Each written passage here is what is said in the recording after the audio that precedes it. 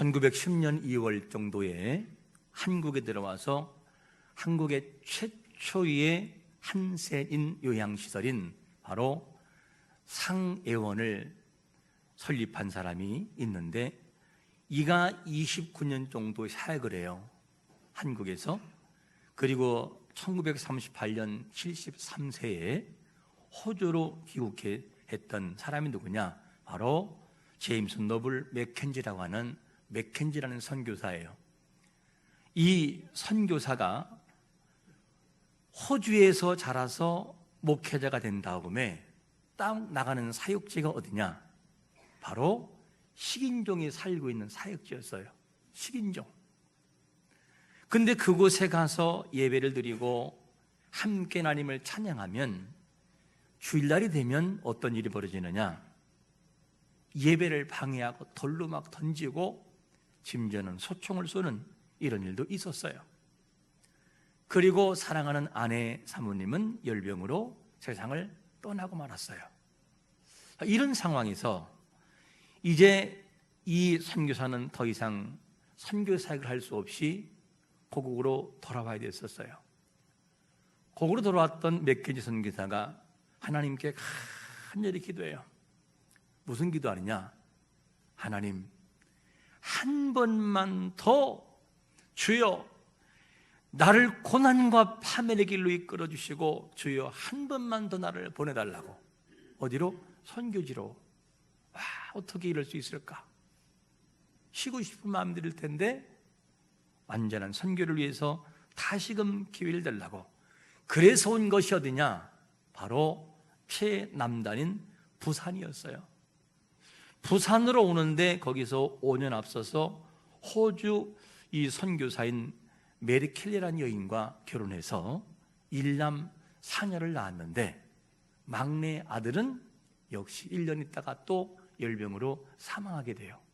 이게 맥켄지 선교사의 삶의 모습이었어요. 그 선교사 사진 한번 볼까요? 바로 저 사진이죠. 맥켄지 선교사.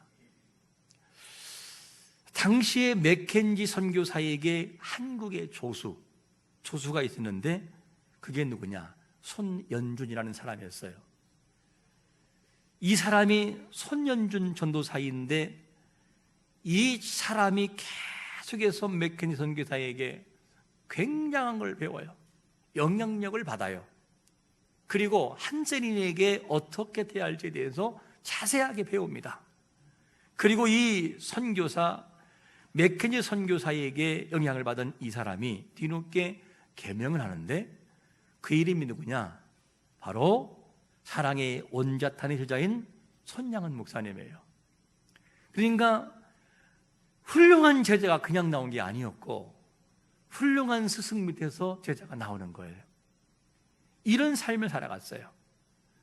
맥켄지 선교사에게 훌륭한 이 스승에게 손양한 목사라고 하는 또 다른 훌륭한 사람이 나오듯이 여기 계신 모든 분들은 예수 그리스도를 주인으로 모시고 살아가는 주의 제자인 것을 믿으시기를 축원합니다.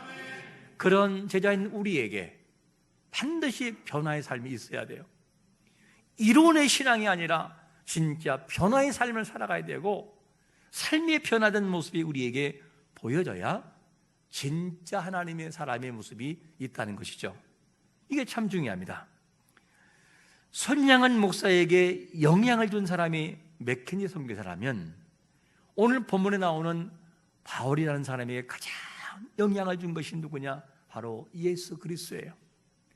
예수 그리스도의 복음이 바울을 완전히 바꿔놓았어요. 얼마나 바뀌었으면 그의 고백을 우리가 잘 아는 본문 갈라디아서 2장 20절에서 뭐라고 말하죠? 우리 한번 같이 읽겠습니다. 시작. 내가 그리스도와 함께 십자가에 못 박혔나니 그런즉 이제는 내가 사는 것이 아니요 오직 내 안에 그리스도께서 사시는 것이라. 이제 내가 육체 가운데 사는 것은 나를 사랑하사 나를 위하여 자기 자신을 버리신 하나님의 아들을 믿는 믿음 안에서 사는 것이라. 할렐루야. 이게 바울의 고백이에요. 그러니까 바울이 살아가는 삶은 뭐냐면 자기에게 은혜 주셨고 변화시킨 그 예수 그리스도, 그분을 위해서 헌신하게 살아가는 거예요. 예수 그리스도가 전부인 바울의 모습이 우리가 함께 대하고 있는 이 모습입니다. 바울은 예수님과 늘 동행하는 삶을 살았어요. 다 동행해요. 예수님을 정말 바로 믿으면 삶이 변하는 것을 믿으시기를 축원합니다.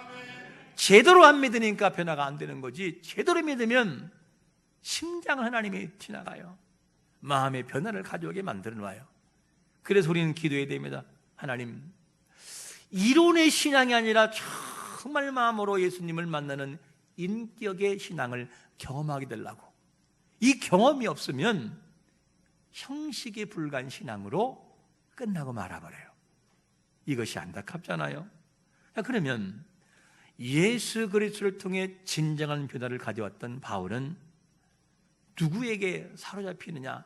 그의 고백을 들어보면 첫 번째로 뭐라고 말하냐면 성령에 사로잡힌 삶을 살아가요. 제가 한번 읽어봅니다. 보라, 이제 나는 성령에 매여 예루살렘으로 가는데 거기서 무슨 일을 당할는지 알지 못하노라. 바울이 살아가는 삶을 보면 성령에 이끌려 살아가요. 예수님을 제대로 만나면 자신을 위한 욕심보다 주님이 기뻐하는 것이 무엇인지를 생각하며 살아가요. 온전한 모습의 헌신이 아니어도 기본적인 인생의 중심이 나는 하나님을 위해 산다라고 하는 결단이 서게 됩니다.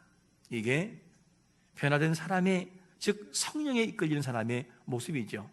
여러분, 바울이 성령에 이끌려 살아가는 그 삶의 모습이 있어 우리에게 감동 주듯이 우리 또한 성령에 이끌려 거기를 걸어가는 자가 되시기를 축원합니다.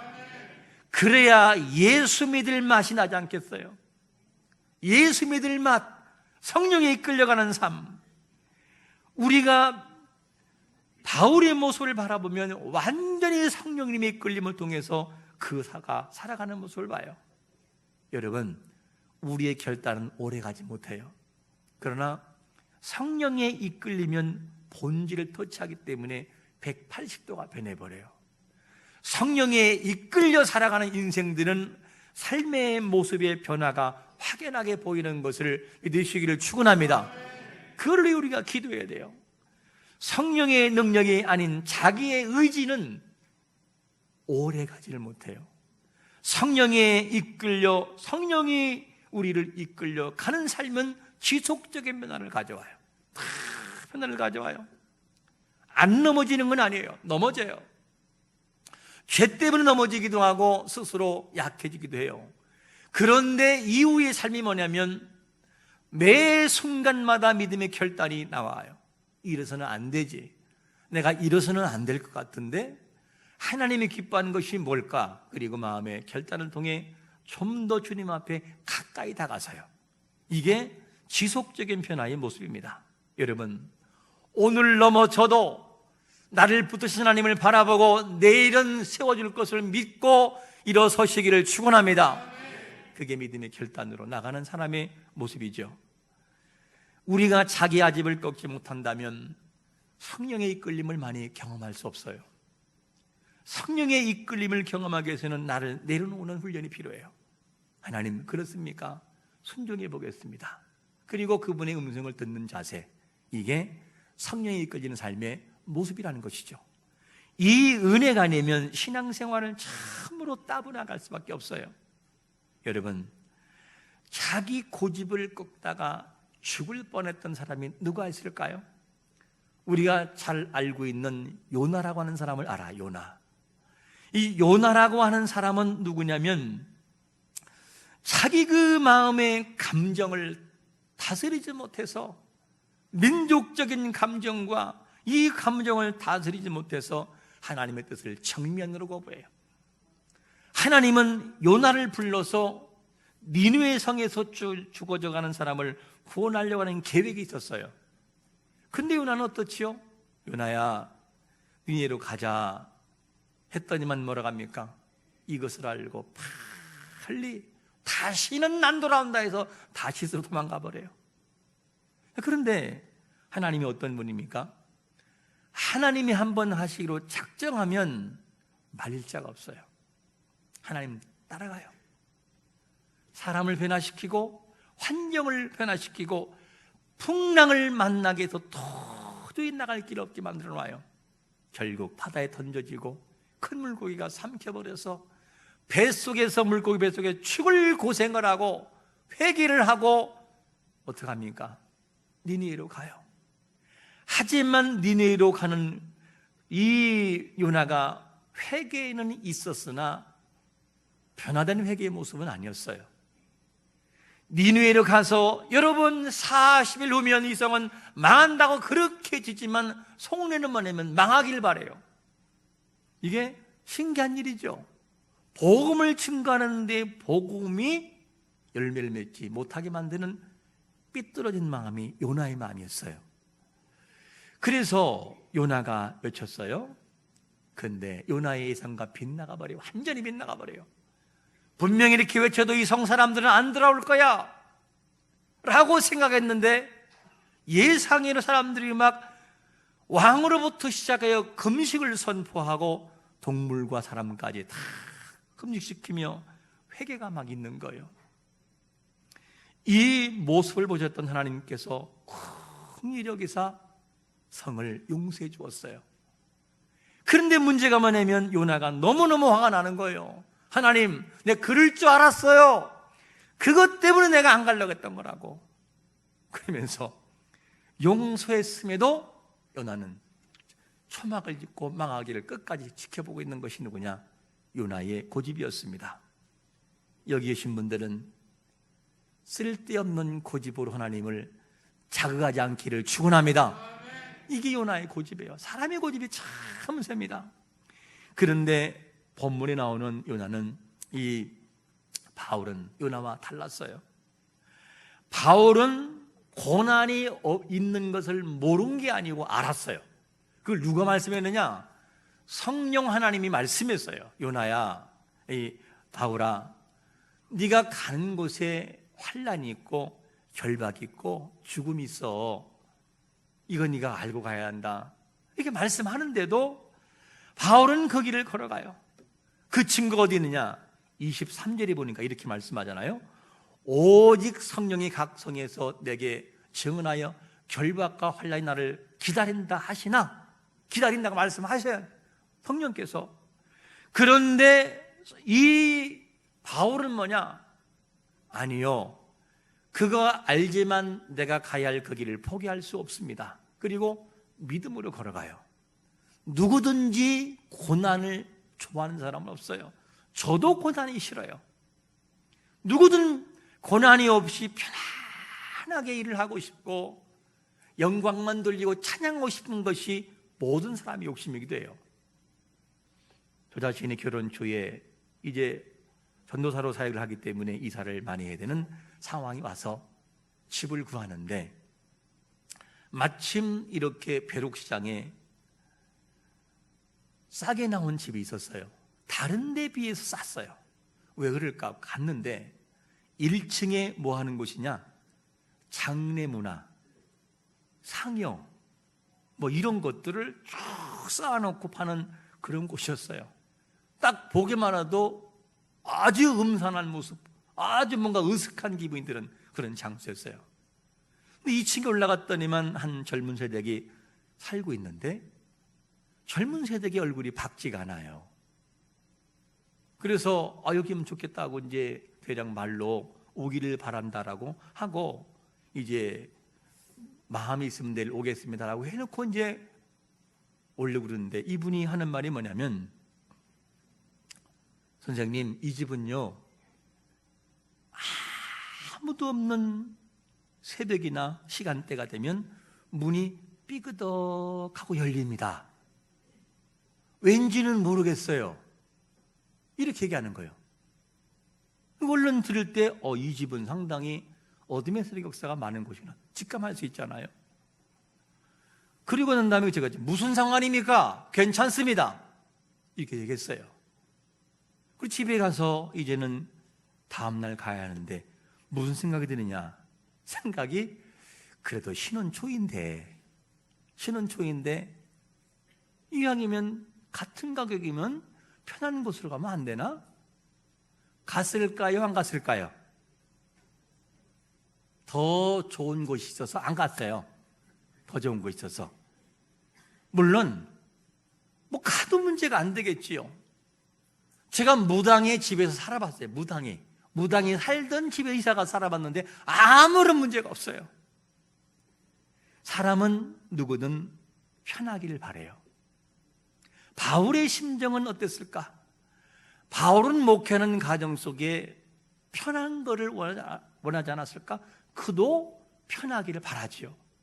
그런데 편할 수 없는 길을 선택하는 것은 하나님이 그에게 명령하기 때문에 그 길을 가는 것뿐이었어요. 이게 바울의 모습이었어요.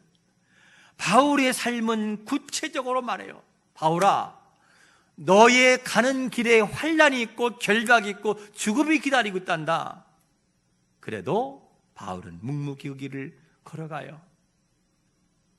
누구든 편하고 싶지요. 누구든 고생 안 하고 싶어요.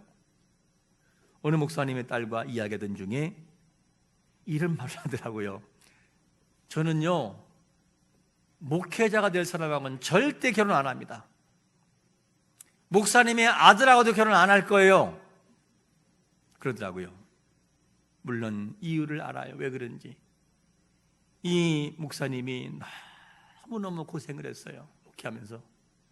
큰 교회를 이루었지만 그의 딸이 어릴 때부터 다 봤던 거였었어요. 너무너무 가난하고 너무너무 먹을 것이 없고 너무너무나 힘든 과정들을 처음부터 지켜보니까 나는 자신이 없다. 이거 사모의 길이 자신이 없다고. 제가 이렇게 물었어요.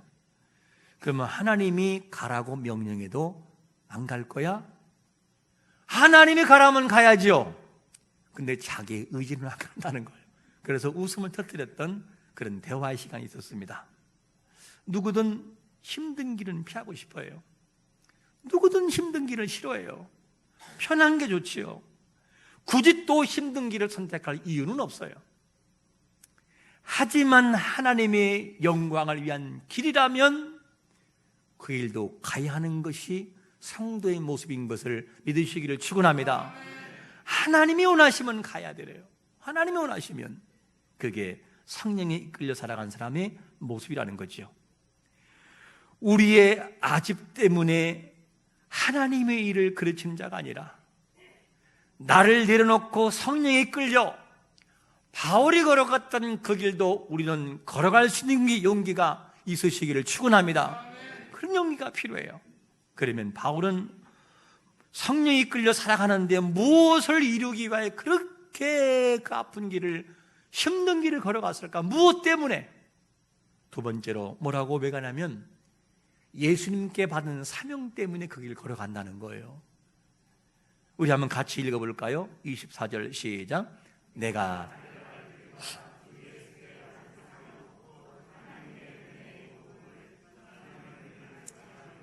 나의 생명조차 조금 더 귀한 것으로 여기지 아니하노라. 할렐루야. 이게 다윗의 고백이에요. 사명이란 하나님이 나를 불러서 맡겨주신 것을 사명이라고 그래요. 사명은 나를 위해 내가 편하자고 하는 것이 아니라 나를 부르신 하나님의 뜻을 이루어나가는 것이 사명이에요. 그러다 보니까 힘든 일이 우리에게 있을 수밖에 없어요. 사명은 다른 사람을 위해서 주님이 원하시는 그것을 감당하고 있는 것이 사명이라고 합니다. 바울은 예수께서 주신 사명을 위해서 자신의 인생을 바친 사람이었어요. 일생을 바쳤어요. 그럼 우리에게 이렇게 질문해 볼 수 있지요. 하나님이 우리에게 맡기신 사명은 무엇입니까? 나에게 맡긴 사명은 무엇입니까? 우리는 무엇을 위해 부름을 받았습니까? 이 질문을 반드시 해야 돼요. 바울은 자신에게 주어진 사명을 위하여 목숨을 거는데 아깝지 않다는 고백을 해요. 그게 바울의 신앙관이었습니다. 우리는 한번 물어봐야 돼요. 우리는 우리에게 부여하신 사명을 무엇 때문에 땅에 묻고 있는가 하는 질문이에요. 무엇 때문에 사명을 땅에 묻고 있는가? 바울에게 있어서 만약에 사명을 뺀다면 아무것도 아니에요. 바울이 살아간 삶의 목적이 없는 거죠. 그런데 바울은 자기에게 맡긴 사명을 위해서 그 길을 걸어간다는 거예요. 하나님, 결박 괜찮아요. 하나님, 고난 나 감내할 수 있어요. 죽음요, 저 각오되어 있어요. 저는 그래도 갑니다. 이게 바울의 고백이에요. 왜? 명확한 사명의식이 있으니까. 사명을 감당하지 못하면 후회할 때가 온다니까요. 너무 큰 후회를 할 때가 와요. 그래서 사명을 위해서 우리는 존재하고 그 사명을 감당해야 돼요. 우리나라가 지나간 흰남노라고 하는 태풍이 있었죠. 충청도는 사실은 바람 조금 불다 끝났잖아요. 대체적으로 그럴 때가 많아요, 충청도는. 그런데 이 태풍이 지나갔는데 경북 포항에서는요, 큰 피해를 몰고 왔어요. 인명피해까지 가져왔고 기록적인 폭우를 통해서 사람들이 많이 죽었어요. 한 번은 한 주차장에서 있는데 그곳에 막 물이 들이닥쳐요. 이것을 보았던 15세 아들이 어머니를 구하기 위해서 주차장 내려가요. 그리고 철문을 열고 어머니를 꺼냈어요. 근데 물이 막 들이닥치는데 감당할 수 없어요. 어머니가 딱 보는 순간 이건 도저히 불가능하다. 그래서 아들을 살리기 위해서 하는 말이 있어요. 아들아, 너라도 살아라. 너라도 빨리 나가라고. 그러면서 주민들과 함께 내보냈어요. 근데 이 어머니는 어깨가 아파가지고 수영도 못할 뿐더러 나올 수가 없어요. 그리고 이 아들이 어머니를 두고 떠나는 거예요. 떠날 때 남긴 말이 뭐냐면 엄마, 키워주셔서 감사합니다. 이 말이었어요. 한번 이 장면을 생각을 해보세요. 어머니를 두고 가야 하는 아들의 이 모습. 그런데 이 말을 남기고 마지막 아들은 밖을 향해 나갔어요. 나가는 아들의 마음이 어땠을까? 내가 어머니를 구해야 되는데 구하지 못하고 뻔히 죽을 걸 알고 떠나는 그 아들의 모습이 어땠을까? 그런데 먼저 나간 아들은 죽고 말았어요. 14시간에 발견된 그 아들은 결국 병원을 옮겼지만 숨지고 말았어요. 근데 어머니는 천장의 배관을 잡고 매달려서 나중에 구출받았어요. 그러면 싸늘한 신대에 돌아온 아들을 바라볼 때 어머니의 심정 어땠을까? 내가 수영만 했었으면 그 아이를 살릴 수 있었을 텐데, 그 마음에 들지 않겠어요? 서로가 서로의 감당하지 못한 이 사명 때문에 살아있다 한들 평생 그것 때문에 마음속에 고통받고 살아갈 것입니다. 이 세상을 마치고 주님 앞에 설 때 우리에게 후회 아니면 기쁨이 올 겁니다. 사명을 잘 감당한 자들에게는 기쁨이 올 것이고, 그렇지 않은 자들에게는 후회함과 주님의 큰 책망이 올 것입니다.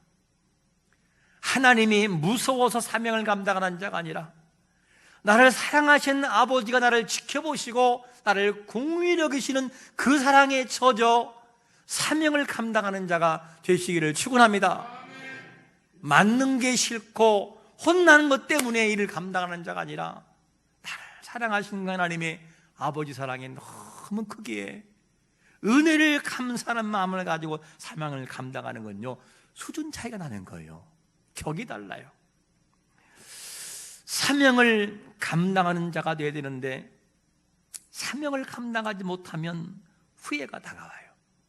이거는 누구나 말할 거 없어요. 이스라엘의 구원을 위해 부름받은 에레미야, 그도 하나님께 사명을 위해 부름받은 사람이었어요. 그런데 하나님께 부름받은 에레미야였지만 너무너무 힘든 거예요. 사명이 뭐가 힘드냐? 이제 바벨론 포로라고 하는 이 모든 포로 속에 있을 때 에레미야의 외침은, 여러분 대항하지 마세요. 하나님이 허락하신 것이고 긴 세월 동안의 고난이 있을 겁니다. 이 과정을 통해 준비하세요 라는 것을 외쳤지만 사람들은 그 예레미야의 마음을 몰라주는 거예요. 우리말로 바꾸면 네가 이스라엘 사람이냐고, 어찌 그럴 수 있냐고. 그리고 거짓 선지자는 말합니다. 여러분, 1년 있으면 이 나라 회복됩니다. 곧바로 회복됩니다. 걱정하지 마십시오. 이 두 사이에서 예레미야는 고통을 받아요. 나쁜 사람이라고. 너무너무 힘겨운 예레미야가 하나님께 말합니다. 하나님, 나 더 이상 못하겠어요. 나 도저히 못합니다. 내가 다시는 말씀 좀 반할 거예요. 그때 마음속에, 예레미야의 마음속에 불이 임해요. 불이. 그 고백을 들어볼까요? 예레미야 20장 9절 같이 한번 읽어보겠습니다. 시작. 내가 다시는 여호와의 선포하지 아니하며 그의 이름으로 말하지 아니하리라 하면 나의 마음이 불붙는 것 같아서 골수에 사무치니 답답하여 견딜 수 없나이다. 이 마음속에도 견딜 수가 없어요. 그냥 두면 죽어가는 걸 뻔히 하는데 그렇다고 증가하지 않을 수는 없고 하자니 너무나 고통스럽고, 이게 뭐냐면 주의 명령을 받은 사람의 일부의 사명의 길이기도 해요. 어떤 사람은 정말 편하게 전혀 문제없이 영광을 받으며 가는 사람도 있으나 일부는 정말 너무 힘겹게 가는 사람도 있어요. 그러나 상급은 하나님께 주시는 것이 같다는 거죠. 여러분, 우린 여기서 한번 이렇게 질문해 볼 수 있어요. 하나님이 우리에게 맡기신 사명이 무엇입니까? 그 사명을 성실하게 감당하고 있으십니까? 우리에게 사명이 불타는 마음이 있는지를 한번 확인해 봐야 돼요. 하나님이 이 땅에 우리를 부르신 목적은 잘 먹고 잘 살다가 편하게 동물적인 삶을 살다가 오라는 것이 아니라, 내가 너를 구원하여 이 땅에 보냈으니 나의 이름을 위하여 영광을 살아가라고 하는 하나님의 메시지가 있다는 사실을 우리는 많이 잊고 살아가요. 무엇을 위해 이 땅에 왔는지, 무엇을 위해 내가 이 거룩한 교회에 와야만 되는지를 모르고 살아갈 때가 많다니까요. 여러분, 하나님이 대충 하시는 분이 아니에요. 정확하신 분이에요. 하나님은 우리를 이 땅에 보내신 것은, 그 거룩한 교회에 보낸 것은 사명을 감당하라고 보낸 것을 믿으시기를 축원합니다. 그 사명이 무엇인지는 내가 함께 하나님께 기도하면 찾아야 돼요. 사명이 반드시 있다는 것이죠. 우리의 사명을 가로막고 있는 것이 무엇입니까? 무엇 때문에 사명을 놓고 있으십니까? 그리고 땅에 묻고 있습니까? 오늘 우리가 기억할 말씀은 사명에 불타는 사람. 사명을 생각해라. 나에게 부여하신 사명이 무엇인가? 그 사명을 위하여 나는 무엇을 해야만 되는가를 깊이 생각하고, 하나님은 지금도 사명에 불타는 한 사람을 찾고 있다는 거예요. 내가 너를 위하여, 너를 통하여 일을 하려고. 여러분, 사명에 불타는 사람 돼서 하나님의 마음을, 속을 시원하게 만드는 거룩한 성도가 되시기를 예수 그리스도의 이름으로 축원합니다. 아멘.